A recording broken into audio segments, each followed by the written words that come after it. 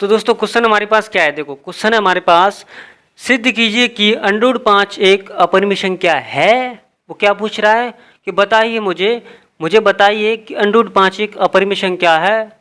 अब हमें पता है उसमें कि √5 एक अपरिमेय संख्या है, इसमें बताने वाली क्या बात है। लेकिन ऐसे नहीं चले, वो जब जा करेंगे नहीं तो तेल निकल जाओ। वो क्या बोला है कि सिद्ध कीजिए कि √5 एक अपरिमेय संख्या है। सिद्ध करे हुए में ही तो तेल निकल जाओ। तो देखो थोड़ा सा इसका बेसिक जानते हैं।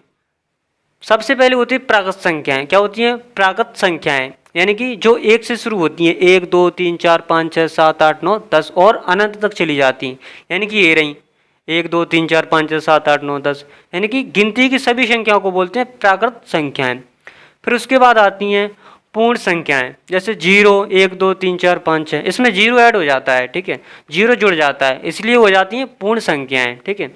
अगला पूर्णांक संख्याएं। पूर्णांक संख्याओं में क्या होता है, 0 से इधर चली जाती हैं, इधर 0 से कहाँ चली जाती हैं, इधर 1 2 3 4 5 6 7 आगे की तरफ, ठीक है। फिर 0 से इधर पीछे की तरफ -1 -2 -3 -4 और अनंत तक, इनको बोलते हैं हम पूर्णांक संख्याएं। इनमें से 0 से उधर की होती है प्लस प्लस की, उनको बोलते हैं हम धनात्मक पूर्णांक, क्योंकि वो प्लस की संख्या है, प्लस को बोलते हैं धनात्मक। इनको बोलेंगे हम ऋणात्मक पूर्णांक। ऋणात्मक का क्या मतलब होता है, माइनस की, यानी कि ऋणात्मक पूर्णांक। इसके बाद आता है परिमेय संख्याएं। देखो परिमेय संख्या क्या होती है, परिमेय संख्या यानी कि p/q के रूप की होती हैं, यानी कि p व q क्या है, पूर्णांक है, यानी कि p व q क्या है, पूर्णांक है। p व q के मान कहाँ से लिए जाएंगे, इनमें से लिए जाएंगे, इनमें से। चाहे तो p का मान कितना ले लो, 2 ले लो, q का मान कुछ और ले लो, -3 ले लो।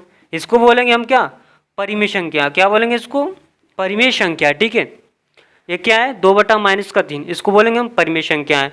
p व q क्या है, पूर्णांक है, लेकिन जहाँ q बराबर 0 नहीं होना चाहिए, नीचे क्या नहीं होना चाहिए, q बराबर 0 नहीं होना चाहिए। देखो अब जैसे हमारे पास 10/7 है, तो ये क्या है, 10/7, ये क्या है, ये परिमेय संख्या है। देखो 10 इसमें से आ रहा है निकल के, 7 भी इसमें से आ रहा है निकल के, यानी कि क्या है, 10 और 7 क्या है, पूर्णांक संख्या है, और p व q क्या है, पूर्णांक है। तो हम कह सकते हैं कि 10/7 एक परिमेय संख्या है, ठीक है। हम माना हमारे पास 4 है, क्या ये परिमेय संख्या है, बिल्कुल है। इसके बटे में 1 रख दो, लो ये क्या बन गई, एक परिमेय संख्या बनेगी, यानी कि p का मान 4 हो गया और q का मान हो गया 1। वो पूछ रहा है कि q बराबर 0 क्यों नहीं होना चाहिए, 0 क्यों नहीं होना चाहिए q बराबर, देखो क्यों नहीं होना चाहिए, q बराबर 0 इसलिए नहीं होना चाहिए। देखो p का मान मान लो तुम, p का मान मान लो 4, ठीक है, 4 मान लिया। अब q का मान रख लिया तुमने 0। अब ये क्या आंसर आएगा इसका, बताओ। इसका इनफाइनाइट आ जाएगा, यानी कि अपरिभाषित। इसका क्या मतलब होता है, अपरिभाषित, यानी कि हमें पता ही नहीं है इसका क्या आंसर आने वाला है। अनंत आएंगे, अनंत, किसी को पता ही नहीं है। इसलिए क्या नहीं होना चाहिए, बटे में 0 नहीं होना चाहिए, 5/0 नहीं होना चाहिए, 0 नहीं होना चाहिए। इसलिए वो बोल रहा है कि q बराबर 0 नहीं होना चाहिए। क्यों, हमने इधर बोला कि p/q पूर्णांक है, तो भाई साहब पूर्णांक में तो 0 भी आती है, इसलिए उसने पहले ही लिख दिया कि q बराबर 0 नहीं होना चाहिए, ठीक है। अंश बटे हर के रूप में हो वो परिमेय संख्या होती है। अब अंडरवुड में आ जाए ऐसा 4, क्या ये परिमेय संख्या है, बिल्कुल है। 4 का वर्गमूल कितना होता है, 2 होता है, 2 के बटे में 1 रख दो, 2/1, यानी कि अंश बटे हर के रूप में है। इसको हम बोल सकते हैं कि एक परिमेय संख्या है, ठीक है। परिमेय संख्या है, यानी कि p का मान कितना है, 2 है, और q का मान कितना है, 1 है, हम बोल सकते हैं। और q बराबर 0 नहीं है, इसलिए बोल सकते हैं कि भाई साहब 2/1 परिमेय संख्या है। तो फिर अपरिमेय संख्या क्या होती है, देखो अपरिमेय संख्या होती हैं जिन्हें p/q के रूप में नहीं लिखा जा सके, जिन्हें p/q के रूप में, यानी कि ऐसी संख्याएं जिन्हें p/q के रूप में ना लिखा जा सके, उन्हें अपरिमेय संख्या कहते हैं। जैसे √2 है, लो इसको बोल सकते हैं कि √2 के बटे में 1 मान लो, क्या ये परिमेय संख्या हो गई, नहीं होगी। √2 कहाँ है, पूर्णांक, हमने क्या बोला था कि p व q पूर्णांक है, p का मान √2 है, इसमें दिख रहा है कहीं पूर्णांक में √2, नहीं दिख रहा, इसलिए हम बोल सकते हैं कि √2 क्या है, पूर्णांक नहीं है, ठीक है, पूर्णांक नहीं है।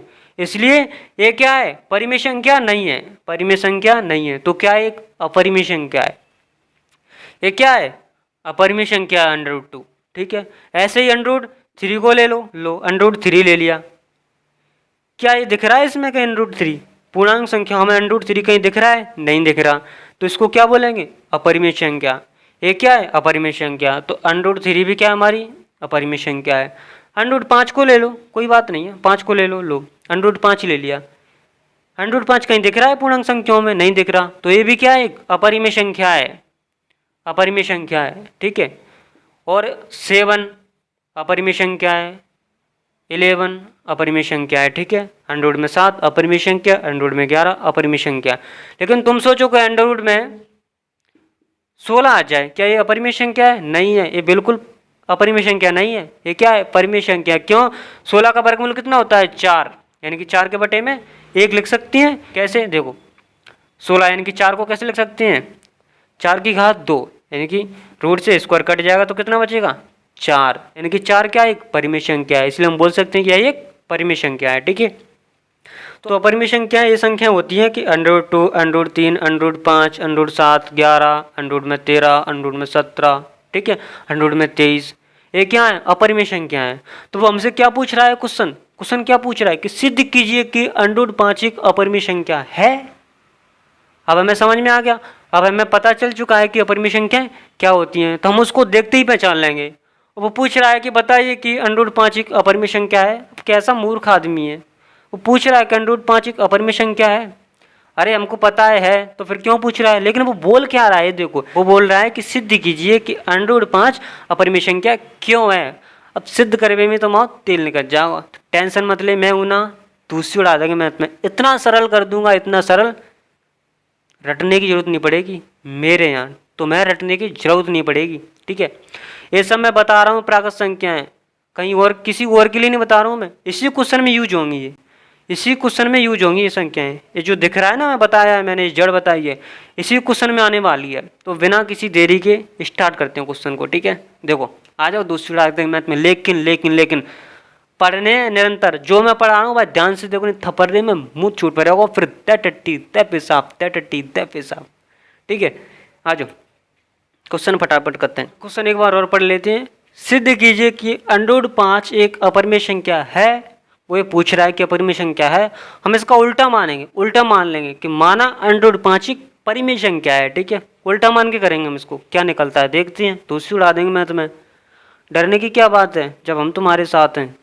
आ जाओ देखो, मान लो माना √5 एक परिमेय संख्या है, ठीक है, मान लिया। माना √5 एक परिमेय संख्या है। अब मैंने बताया था जब परिमेय संख्या हो तो उसे p/q के रूप में लिख सकते हैं, है ना। यानी कि परिमेय संख्या को हम p/q के रूप में लिख सकते हैं, यानी कि कोई संख्या ले लो 5/7, ठीक है। इसमें p बराबर क्या है? 5 है, और q बराबर क्या है? 7 है। यानी कि परिमेय संख्या को p/q के रूप में लिख सकती हैं, ठीक है।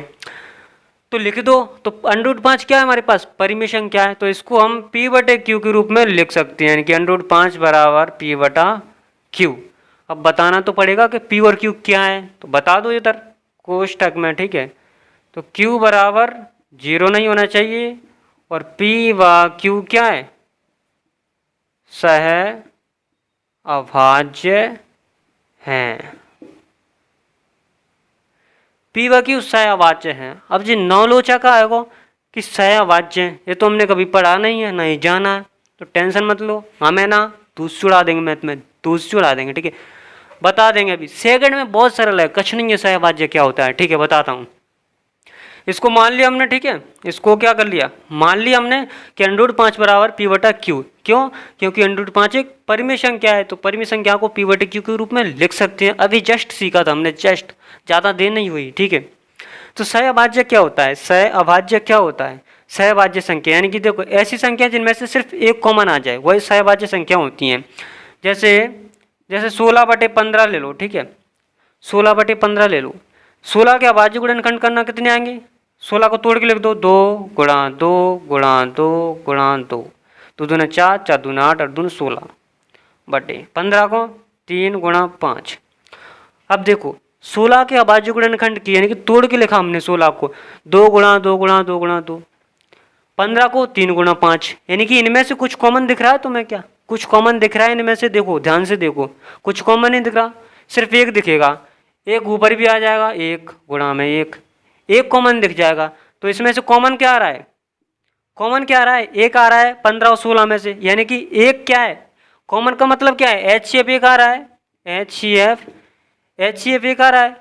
तो इन संख्याओं को बोलेंगे हम क्या, सहअभाज्य संख्याएं। ठीक है, 16/15 और ले लो, 2/5 ले लो। इनमें से क्या कॉमन आ रहा है, 2 को लिख दो, 2 गुणा 1, और 5 को 5 गुणा 1। कॉमन क्या आ रहा है इनमें से, क्या कॉमन आ रहा है, इसमें से सिर्फ एक कॉमन आ रहा है, यानी कि कॉमन क्या आ रहा है, एक, यानी कि HCF कितना आ रहा है, HCF एक आ रहा है। इन संख्याओं को बोलेंगे हम सहअभाज्य संख्याएं। ठीक है, P व Q क्या है, सहअभाज्य संख्याएं। P/Q कैसी संख्याएं, सहअभाज्य संख्याएं जिनमें से सिर्फ एक कॉमन आ सकता है, एक, और एक के अलावा नहीं आ सकता कुछ भी। ठीक है, यानी कि जिनका HCF एक आ जाए उनको बोलते हैं सहअभाज्य संख्याएं। समझ में आ गया ना, नहीं समझ में आया पीछे स्किप करो वीडियो को, दोबारा देखो। तुम्हारा ध्यान ना कभी कभी पापा की परियों या कहीं और भटक जाता है, स्किप करो, देखो दोबारा। ठीक है, नहीं आया समझ में तो, पर ना स्किप करने की जरूरत नहीं है। ठीक है, आगे बढ़े ना बिंदास, सिर्फ मुझे देखो, ऐसा अच्छी तरह से क्वेश्चन कराऊंगा ना कि रटने की जरूरत नहीं पड़ेगी तुम्हें। ठीक है, बस विश्वास होना चाहिए। अब देखो Q का गुणा √5 में कर दो, तो √5Q। ठीक है, बराबर अपनी जगह, इधर क्या रह जाएगा, P रह जाएगा। ठीक है, अब √5 को P के बटे में भेज दो, यहाँ से उठा के कैसे भेज दो, यहाँ से उठा के इसके बटे में भेज दो, इसके बटे में, तो कितना आ जाएगा, इधर Q रह जाएगा, तो Q बराबर P/√, में कितना, 5। ठीक है, इतना आ गया।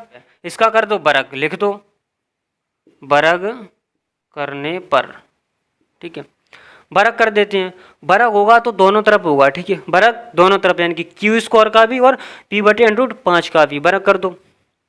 देखो वर्ग कर दिया। ठीक है, वर्ग करने पर दोनों तरफ वर्ग करेंगे। ठीक है, इन दोनों का क्या करेंगे, वर्ग करेंगे, वर्ग करने पर दोनों तरफ वर्ग होगा, Q² बराबर P²/√5 का होल स्क्वायर। ठीक है, अब देखो स्क्वायर से अंडर हट जाएगा, हट जाएगा। कैसे हटता है, जैसे हमारे पास अंडर में 5 है, इस पर स्क्वायर लगाए, लो लगाए, √5 पे घात कितनी है, 2 है। ठीक है, 2। अब अंडर का मतलब कितना होता है, यानी कि 5 की घात 1/2, ये अंडर का मतलब होता है। ठीक है, इस पे घात और कितनी लगी है, 2 लगी है, ये 2 लगी है, घात के ऊपर घात लगी है, यानी कि घात के ऊपर घातें लगी होती हैं तो उनको गुणा में लिखा जाता है। तो कैसे लिखेंगे इनको, 1/2 गुणा 1/2। देखो 2 से 2 कट जाएगा तो कितना बचेगा, 1 बचेगा, तो 5 की घात कितनी आ जाएगी, 1। इसलिए मैं यहाँ डायरेक्ट लिख दूंगा, देखो यहाँ लिख दूंगा Q² बराबर P²/5। ठीक है, समझ में आ गया, लिख दिया। इसको दे दो समीकरण 1। समझ में आ गया है ना, ये P²/5 कैसे आया, Q² बराबर P²/5। ठीक है, अब इसके आगे ध्यान से देखना, बहुत मजेदार क्वेश्चन है ये वाला, जो मान ले रटा नहीं जाऊँ बिल्कुल। जिस एक क्वेश्चन को कर लिया तुमने, अगर इस एक क्वेश्चन को कर लिया तो जो मान ले सारे क्वेश्चन कर दोगे अपरिमेय संख्याओं के। देखिए जैसे अंडर में आ जाए, ये वाला आ जाए, √2 आ जाए, अंडर में 3 आ जाए, अंडर में 7 आ जाए, अंडर में 11 आ जाए, अंडर में 19 आ जाए, है ना, अंडर में 23 आ जाए। ये जो सारे क्वेश्चन है ना, पूछे कि बताइए सिद्ध कीजिए कि ये अपरिमेय संख्या क्यों है। एक ही तरीका है, सिर्फ एक ही तरीका जान लो। ये जो क्वेश्चन करा रहा हूँ मैं, इसको देख लो, तुम अच्छी तरीके से देख लो, सारे क्वेश्चन हो जाएंगे। इतने जो सारे क्वेश्चन है ना, कहीं से भी बना के दे दे, वो डरना नहीं है, धुस उड़ा देना है मैथ में। ये सारे क्वेश्चन आ जाए बन के, एक ही मेथड से होंगे, सिर्फ एक ही मेथड से, कुछ करना ही नहीं है ज़्यादा। ठीक है, सिर्फ इसको देखते रहो, तुम इसको देखते रहो। देखो अब ध्यान से देखो, इसके आगे क्या करना है। देखो हमें पता था कि P/Q क्या है, सहअभाज्य, यानी कि सहअभाज्य संख्या है। हमने बताया था कि P/Q सहअभाज्य, यानी कि 15/16 कोई संख्या हमारे पास। ठीक है, एक ऐसी संख्या इनमें से कॉमन क्या आ रहा है, सिर्फ एक कॉमन आ रहा है, यानी कि HCF क्या आ रहा है, सिर्फ एक आ रहा है।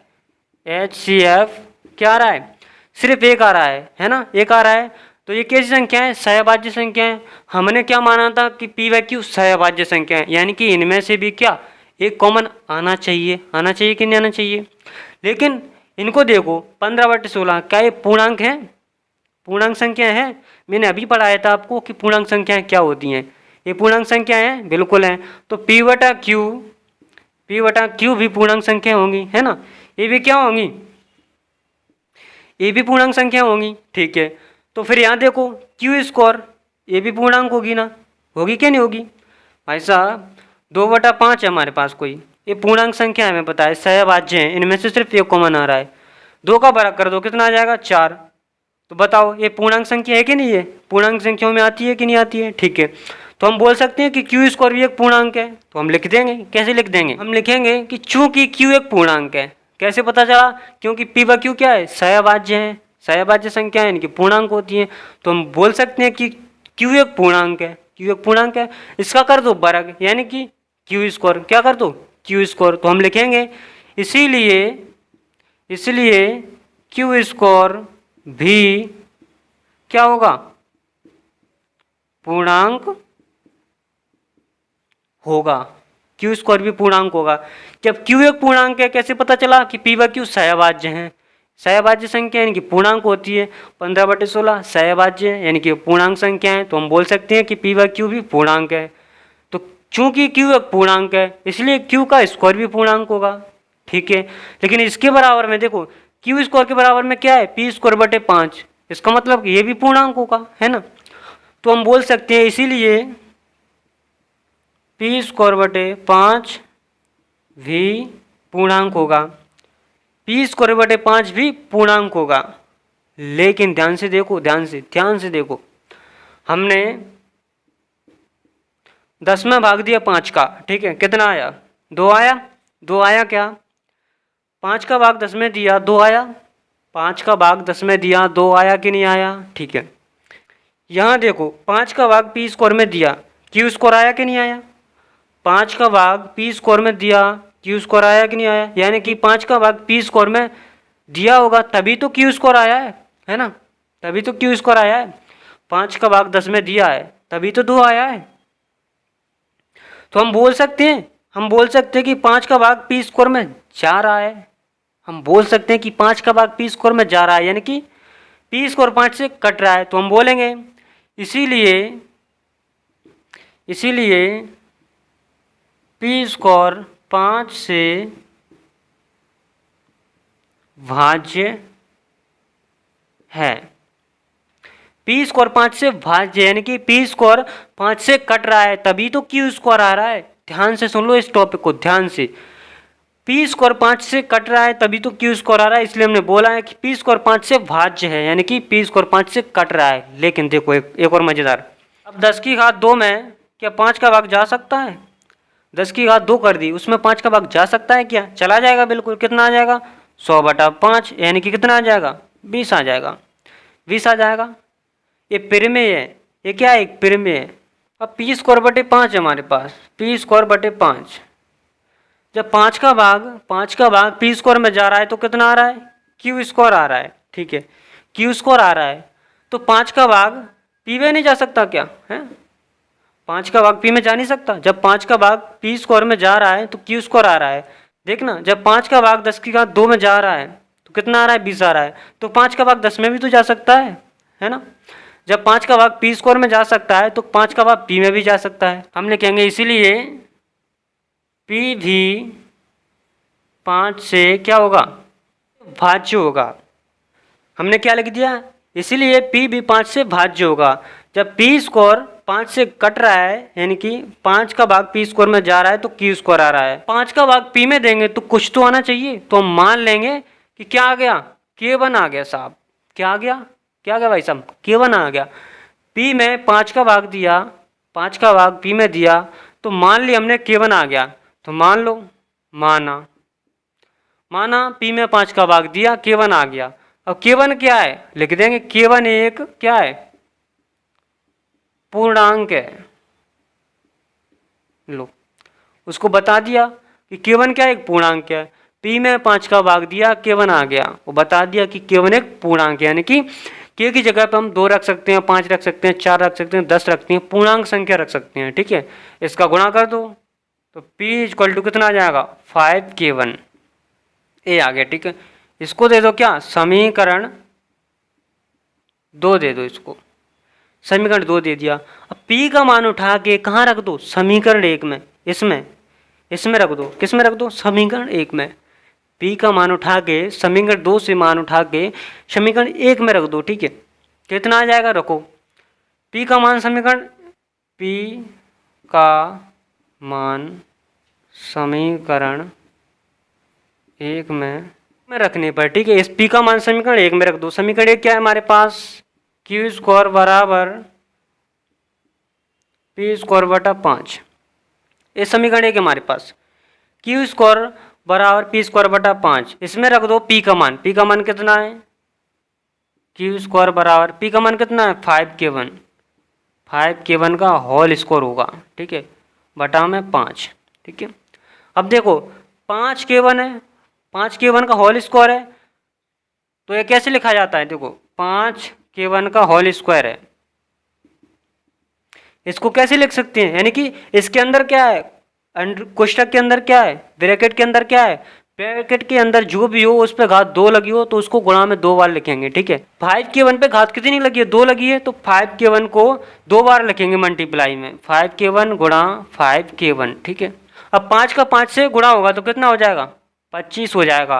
और k1 एक पद है, k1 का k1 से होगा, पद का पद से होता है तो पद आता है, उस पर घात कितनी लगी होती है, इन पे घात कितनी है, 1 है। जब घात का घात से गुणा होता है तो घातें जुड़ जाती हैं, ठीक है। 25 k1 का होल स्क्वायर, ठीक है। समझ में आ गया, समझ में आ रहा है कि नहीं, समझ में नहीं आ रहा है वीडियो को स्किप करो, पीछे ले जाओ, दोबारा देखो। कभी कभी क्या है ना, दिमाग भटक जाता है, उसमें चिंता वाली कोई बात नहीं है, हमारा भी भटक जाता है, सबका भटकता है, ये मन है, किसी के बस में नहीं रहता, ठीक है। तो आ गया ये समझ में, कितना आ जाएगा, क्यू स्क्वायर बराबर 25k1 का होल स्क्वायर बटा 5। ये 5 से 25 कट जाएगा कि नहीं कट जाएगा, तो कितना बचेगा, क्यू स्क्वायर बराबर 5k1 का होल स्क्वायर, इतना बचेगा। क्यू स्क्वायर बराबर 5k1 का होल स्क्वायर, यानी कि 25 × 25। देखो हमें k1 का होल स्क्वायर चाहिए, तो इस 5 को उठा के हम किसके बटे में भेज देंगे, क्यू स्क्वायर के बटे में, यानी कि क्यू स्क्वायर बटे कितना हो जाएगा, 5 बराबर k1 का होल स्क्वायर। सही है ना, सही है, ठीक है। इसको थोड़ा बदल लेते हैं, बराबर के इधर उधर है ना, इधर उधर कर लेते हैं, यानी कि k1 का होल स्क्वायर बराबर क्यू स्क्वायर बटे 5, ठीक है। ये आ गया k1 का होल स्क्वायर बराबर क्यू स्क्वायर बटे 5, इसको दे दिया हमने समीकरण 3। देखो हम बोल सकते हैं, हम लिख सकते हैं कि चूंकि k1 एक पूर्णांक है, क्या हम ये लिख सकती हैं, क्या हम ये लिख सकते हैं कि चूंकि k1 एक पूर्णांक है, कैसे लिख सकती हैं, ऐसे लिख सकते हैं। देखो कहाँ है, कहाँ गया, कहाँ गया, ये गया, ये रहा। हमने माना था कि p में 5 का भाग दिया, ठीक है, p में 5 का भाग दिया, k1 आ गया, तो मान लिया k1 एक पूर्णांक है, तो यहाँ भी तो क्या है, k1 है ना, k1 का होल स्क्वायर है, तो हम बोल सकते हैं ना कि k1 एक पूर्णांक है। 5 है, हम बोल सकते हैं कि 5 एक पूर्णांक है, 5 का स्क्वायर कर दो, कितना हो जाएगा 25, वो भी तो एक पूर्णांक आ रहा है, तो हम बोल सकते हैं कि चूंकि k1 एक पूर्णांक है, इसीलिए k1 का होल स्क्वायर भी पूर्णांक होगा।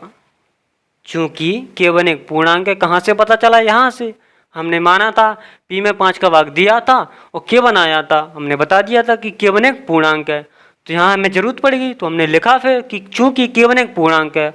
अब हमें क्या दिख रहा है, k1 का होल स्क्वायर दिख रहा है, तो हम बोल सकते हैं स्क्वायर भी क्या होगा, पूर्णांक होगा, तो हमने लिखा कि इसलिए k1 का होल स्क्वायर भी पूर्णांक होगा। लेकिन k1 के होल स्क्वायर के बराबर क्या है, क्यू स्क्वायर बटे 5, फिर वो भी पूर्णांक होगा, तो हम बोल देंगे, लिख देंगे, इसीलिए क्यू स्क्वायर बटे 5 भी पूर्णांक होगा। लो, इसलिए क्यू स्क्वायर बटे 5 भी पूर्णांक होगा, क्यों, क्योंकि k1 का होल स्क्वायर पूर्णांक है, इसके बराबर में क्या है, पी स्क्वायर बटे 5, इसलिए वो भी पूर्णांक होगा।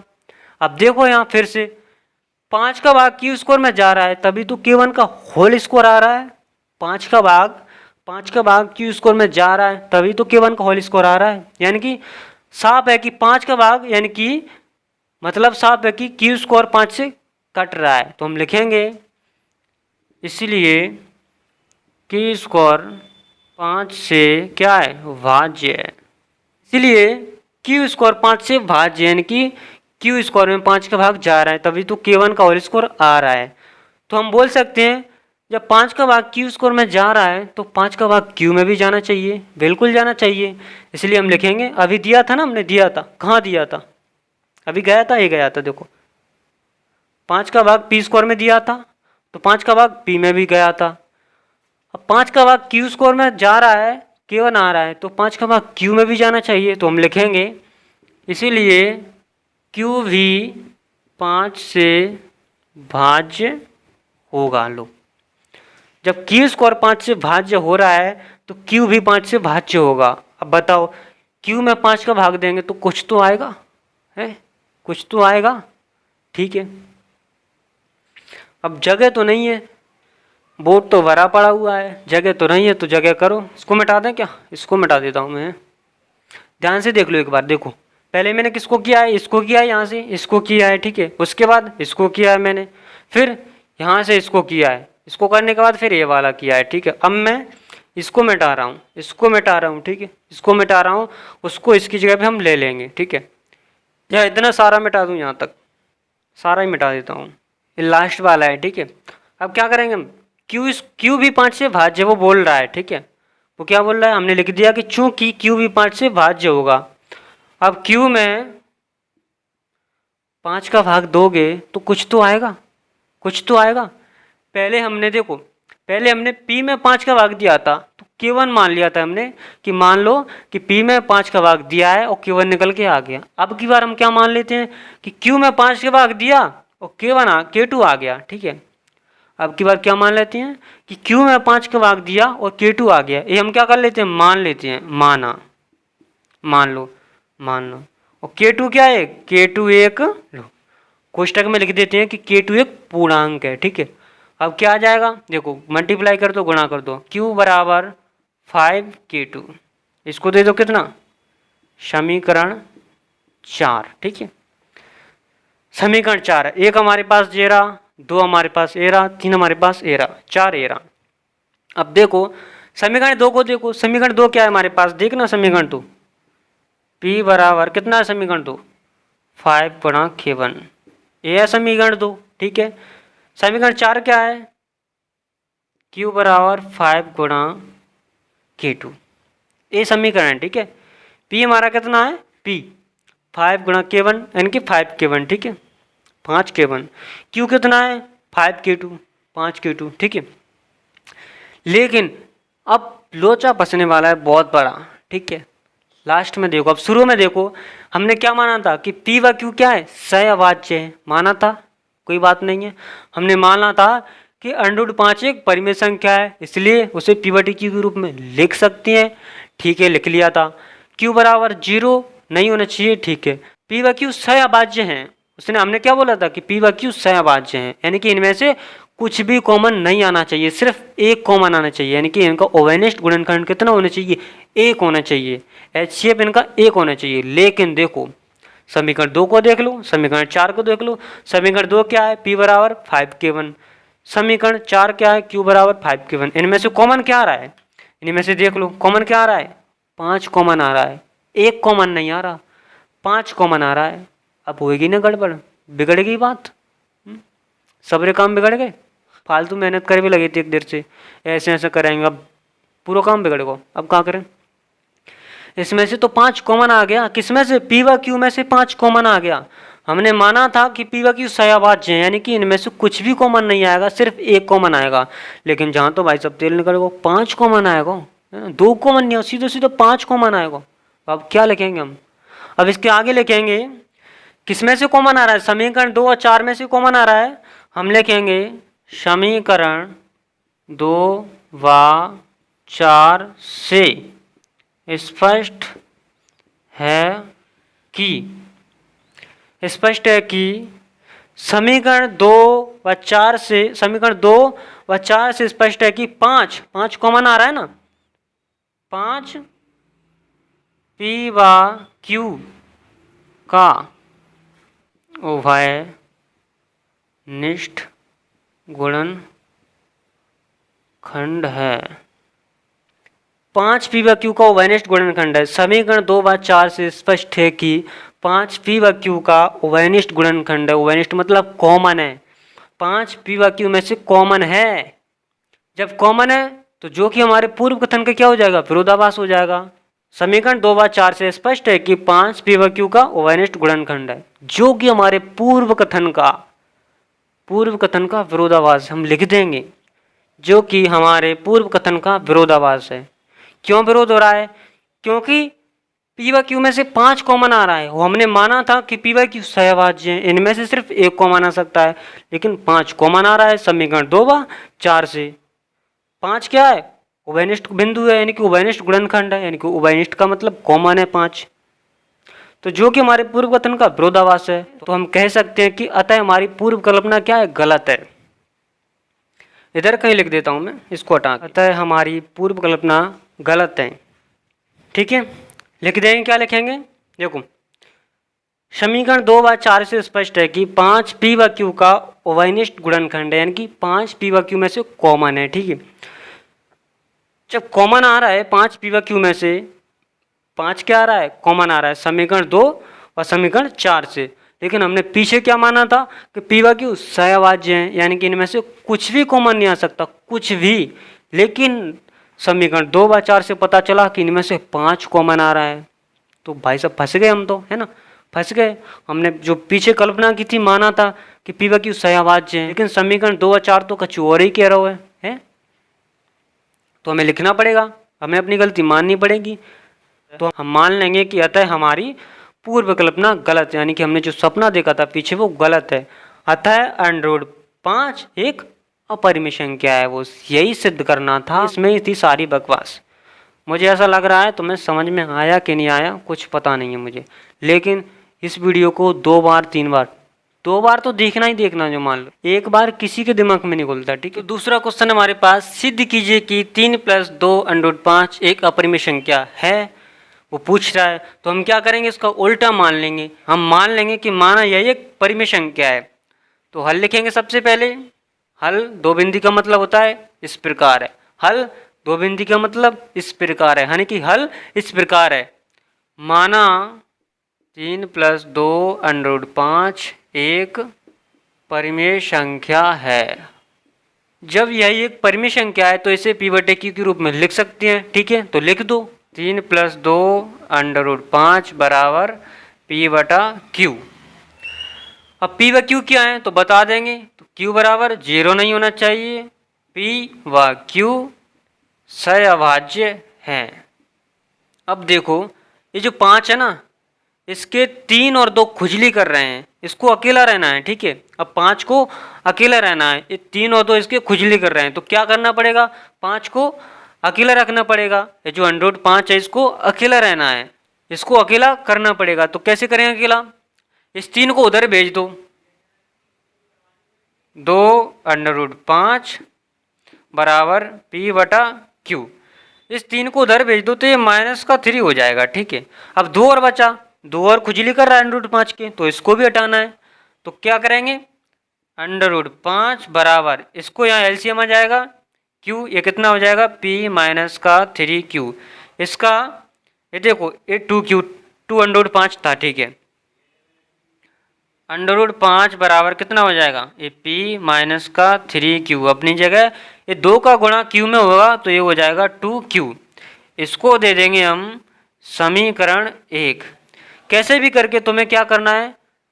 अंडूड वाली जो संख्या है उसको अकेले रखना है, चाहे तो इधर रख लो चाहे तो इधर रख लो, उसके साथ में कोई अंक नहीं जोड़ना है। ठीक है, अंडूड में जो भी है उसको एक तरफ रखना है। अब क्या करेंगे? अब इसके बाद देखो, बहुत मजेदार टॉपिक। देखो, हमें पता है कि पी व क्यू क्या है? सहभाज्य, यानी कि सहभाज्य संख्या कैसी होती हैं? जिनमें सिर्फ एक कॉमन आए, यानी कि जिनका HCF सिर्फ एक आए।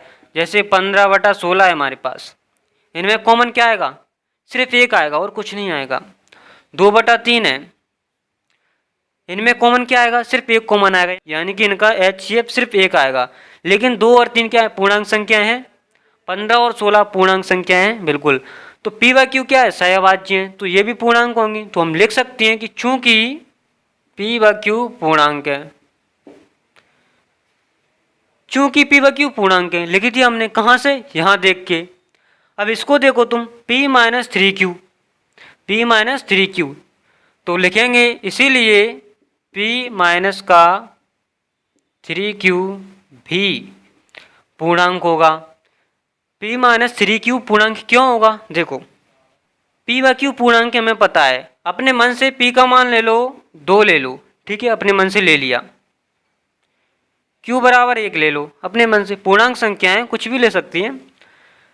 P माइनस 3Q है अपने पास, P का मान रखो 2 रख दिया माइनस 3, Q का मान 1 रख दिया। एक कितना आ जाएगा, 2 माइनस 3 यानी कि माइनस का 1। माइनस का 1 क्या है, एक पूर्णांक है, तो हम बोल सकते हैं कि चूंकि P माइनस 3Q भी पूर्णांक होगा। बिल्कुल बोल दिया। ठीक है, आगे देखो, आप इधर देखो 2 और 3 है, 2 और 3 को हमने जोड़ा, 2 और 3 पूर्णांक है, इनको जोड़ा तो कितना आएगा, 5 आएगा। यानी कि 2 पूर्णांकों को जोड़ा तो 5 आया। 2 पूर्णांकों को घटाते हैं तो कितना आता है, पूर्णांक आता है। 2 पूर्णांकों को गुणा करते हैं तो कितना आता है, पूर्णांक आता है। यानी कि हम बोल सकते हैं कि 2 पूर्णांकों को जोड़ने, घटाने या गुणा करने पर पूर्णांक ही आता है। अब 2 पूर्णांकों को भाग देने पर क्या आता है, 5/10 है, इसमें भाग दो तो कितना आएगा, 1/2। 5 पूर्णांक है, 10 भी पूर्णांक है, काटा पेड़ी की तो 1/2 आ गया। यानी कि यह एक परिमेय संख्या आ गई। और 3/4 क्या है, यह भी एक परिमेय संख्या है। 3/4 क्या है, यह एक परिमेय संख्या है। तो हम बोल सकते हैं तो पूर्णांक का पूर्णांक में भाग देने पर एक परिमेय संख्या आती है। तो हम लिखेंगे चूंकि P माइनस 3Q/2Q एक परिमेय संख्या होगी। देखो P व Q पूर्णांक है, ठीक है, ये ऊपर वाला तो पूर्णांक है ही, ठीक है, नीचे भी पूर्णांक है, पूर्णांक के बटे में पूर्णांक है तो एक परिमेय संख्या निकलेगी, हमने अभी जस्ट बताया है। अब इसके आगे लिखेंगे लेकिन समीकरण एक क्या है, देखो समीकरण क्या बोल रहा है, लेकिन लेकिन लेकिन समीकरण एक से समीकरण एक क्या है, P माइनस 3Q/2Q बराबर अंडर में 5, ठीक है, जो कि एक अपरिमेय संख्या है। तो जो कि हमारे पूर्व कथन का क्या हो रहा है, विरोधाभास हो रहा है, जो कि हमारे पूर्व कथन का विरोधाभास है। क्यों विरोधाभास है, अभी हमने देखा था कि P माइनस 3Q/2Q एक परिमेय संख्या है, लेकिन समीकरण एक बीच में घुस गया, इसने बोला कि नहीं नहीं नहीं, P माइनस 3Q/2Q एक अपरिमेय संख्या है। क्यों, क्योंकि इसके बराबर में क्या है, √5 है, इसके बराबर में क्या है, √5 है, तो √5 एक अपरिमेय संख्या है, तो फिर ये भी क्या होगी, एक अपरिमेय संख्या होगी। तो जो कि हमारे पूर्व कथन का क्या हो जाएगा, विरोध हो जाएगा। क्यों पूर्व कथन, यानी कि हमने माना था कि ये जो संख्या है ये परिमेय संख्या है, इसका विरोध हो जाएगा। तो हम लिखेंगे कि अतः हमारी पूर्व कल्पना क्या है, गलत है। तो अतः हमारी पूर्व कल्पना गलत है। हमने मान लिया कि हमने जो सपना देखा था कि 3 + 2 √5 एक परिमेय संख्या है, जबकि वह एक अपरिमेय संख्या है, परिमेय संख्या नहीं है। हमने जबरदस्ती माना था कि वह एक परिमेय संख्या है, इसलिए हमने उसे P/Q के रूप में लिख दिया था। लेकिन पता क्या चला, लेकिन समीकरण एक से पता चला कि P माइनस 3Q/2Q बराबर है √5, जो कि एक अपरिमेय संख्या है। तो हमें अपनी गलती माननी पड़ी कि अतः हमारी पूर्व कल्पना क्या है, गलत है। तो हम लिख देंगे कि अतः है कितना है, 3 + 2 √5 एक अपरिमेय संख्या है। देखो √5 एक अपरिमेय संख्या है, ठीक है, पता है हमें। √5 के साथ कौन है, 2 और 3 है, तो यह सारी अपरिमेय संख्या हो जाएगी। इसलिए हम बोल सकते हैं कि अतः 3 + 2 √5 एक अपरिमेय संख्या है। हो गया क्वेश्चन। समझ नहीं आया हो तो वीडियो को स्किप किया करो पीछे की तरफ, कुछ भूल जाते हैं, दिमाग भटक जाता है, नॉर्मल बात है, कोई टेंशन नहीं लेना है, ठीक है। वीडियो को स्किप करो पीछे, फिर देखो, पैसा थोड़ी ना लग रहा है। अब दूसरा क्वेश्चन क्या है, अगला वाला क्वेश्चन है हमारे पास तीसरे का पहला, वही करना है कि सिद्ध कीजिए कि 1/√2 यह एक अपरिमेय संख्या क्यों है। तो हम मान लेंगे भाई, सिंपल बात है, हल इस प्रकार है, माना 1/√2 एक परिमेय संख्या है। जब 1/√2 एक परिमेय संख्या है तो इसे हम P/Q के रूप में लिख सकते हैं, तो लिख दो, माना 1/√2 बराबर P/Q, और बता देंगे हम कि Q बराबर 0 नहीं होना चाहिए और P व Q क्या होना चाहिए, सहअभाज्य। अब देखो फिर वही खुजली वाली बात, √2 को अकेला रखना है। अभी इसके ऊपर कौन चढ़ा है? एक है। इसके ऊपर कौन है? एक है। तो हम क्या करेंगे? व्युत्क्रम कर देंगे इसका। व्युत्क्रम करने पर जब व्युत्क्रम करते हैं तो नीचे वाली चीज़ ऊपर पहुंच जाती है, ऊपर वाली चीज़ नीचे आ जाती है। यानी कि √2 बराबर कितना आ जाएगा? Q/P। इसको हम दे देंगे समीकरण 1। फिर वही बात, P व Q सहभाज्य हैं। हमें पता है कि P व Q पूर्णांक संख्या है, तो हम लिखेंगे चूंकि P व Q पूर्णांक हैं। जब P व Q पूर्णांक हैं, देखो P व Q पूर्णांक हैं, ये संख्या कैसी है? Q/P है। P व Q पूर्णांक हैं, तो पूर्णांक को पूर्णांक के बटे में रख दो, P/Q रख दो, तो यही भी एक परिमेय संख्या होगी, है ना। पूर्णांक के बटे में पूर्णांक रखा तो क्या निकल के आई? एक परिमेय संख्या निकल के आई। या Q/P कर दो, यह क्या निकल के आई? एक परिमेय संख्या निकल के आई। तो ये जो देख रहे हो Q/P, यह क्या होगी? एक परिमेय संख्या होगी। तो हम लिख सकते हैं इसीलिए Q/P एक परिमेय संख्या होगी, है ना। लेकिन समीकरण 1 से Q/P बराबर क्या है? Q/P बराबर है √2, जो कि एक अपरिमेय संख्या है। लेकिन समीकरण 1 से Q/P बराबर क्या है? √2।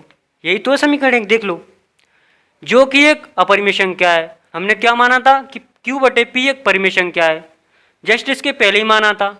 ठीक है, कहाँ से पता चला हमें? यहाँ से पता चला था कि P व Q सहभाज्य हैं, तो Q/P एक परिमेय संख्या होगी। लेकिन समीकरण 1 ने लोचा कर दिया, वो बोल रहा है कि नहीं, Q/P बराबर क्या? √2, और √2 एक अपरिमेय संख्या है, तो फिर ये Q/P क्या हो जाएगी? अपरिमेय संख्या हो जाएगी। तो यह हमारे पूर्व कथन का क्या हो जाएगा? विरोधाभास हो जाएगा। तो हम लिखेंगे जो कि हमारे पूर्व कथन का विरोधाभास है। अब बताओ, एक ही संख्या परिमेय और अपरिमेय कैसे हो सकती है? कुछ तो होगी, तो वो अपरिमेय संख्या होगी। क्यों होगी? क्योंकि हमने तो माना था ना कि 1/√2 एक परिमेय संख्या है, लेकिन वो थी क्या? वो तो एक अपरिमेय संख्या थी। तो हम लिखेंगे कि अतः हमारी पूर्व कल्पना क्या है? गलत है। अतः हमारी पूर्व कल्पना गलत है। यानी कि पीछे जो हमने सपना देखा था ना कि 1/√2 एक परिमेय संख्या है, बल्कि वो क्या निकली? अपरिमेय संख्या। ठीक है, तो हम बोल देंगे कि अतः हमारी पूर्व कल्पना क्या है? गलत है। हम अपनी गलती मान लेंगे कि अतः 1/√2 एक अपरिमेय संख्या होगी। बस इतना ही है, इतना ही है, और इसके आगे कुछ है ही नहीं है। देखो, हमें पता था कि 1/√2 एक अपरिमेय संख्या है, लेकिन वो पूछ रहा था कि सिद्ध कीजिए, तो हम कैसे सिद्ध करेंगे? तो हमारे पास क्या चाह रहा था कि हमने मान लिया कि 1/√2 एक परिमेय संख्या है, तो परिमेय संख्या को P/Q के रूप में लिख सकते हैं, जहां Q बराबर 0 नहीं होना चाहिए, बिल्कुल P व Q सहभाज्य हैं। ठीक है, इसको हमने क्या किया? √2 के ऊपर एक था, तो √2 को खुजली हो रही थी, तो हमें √2 को अकेला करना था, तो क्या किया हमने? व्युत्क्रम कर दिया। व्युत्क्रम में नीचे की चीज़ ऊपर पहुंच जाती है, ऊपर की चीज़ नीचे आ जाती है। ऐसा ही हुआ इसके साथ। P/Q था, Q/P आ गया, इसको दे दिया हमने समीकरण 1। अब चूंकि हमें पता है कि P व Q सहभाज्य हैं, इसलिए हमने लिखा कि चूंकि P व Q पूर्णांक हैं, इसलिए Q/P एक परिमेय संख्या होगी, है ना। पूर्णांक के बटे में पूर्णांक यानी कि परिमेय संख्या आती है। लेकिन समीकरण 1 से क्या पता चला? समीकरण 1 क्या बोल रहा है कि Q/P बराबर √2। √2 एक अपरिमेय संख्या है, यानी कि हम लिख सकते हैं कि जो कि एक अपरिमेय संख्या है। जब √2 अपरिमेय संख्या है तो इसके बराबर में क्या है? Q/P, तो यह भी एक अपरिमेय संख्या होगी। तो जो कि हमारे पूर्व कथन का क्या हो रहा है? विरोधाभास हो रहा है। तो हम लिखेंगे कि अतः हमारी पूर्व कल्पना क्या है? गलत है। तो हमें माननी पड़ेगी अपनी गलती, तो हम लिखेंगे और लास्ट में कि अतः 1/√2 एक अपरिमेय संख्या है। अब अगला क्वेश्चन और देखो अब हमारे पास दूसरा क्वेश्चन है, तीसरे का दूसरा, 7√5। वही सेम प्रोसेस हम मान लेंगे कि माना 7√5 एक परिमेय संख्या है, तो माना 7√5 एक परिमेय संख्या है, तो परिमेय संख्या को हम P/Q के रूप में लिख सकते हैं। 7√5 लिख दिया।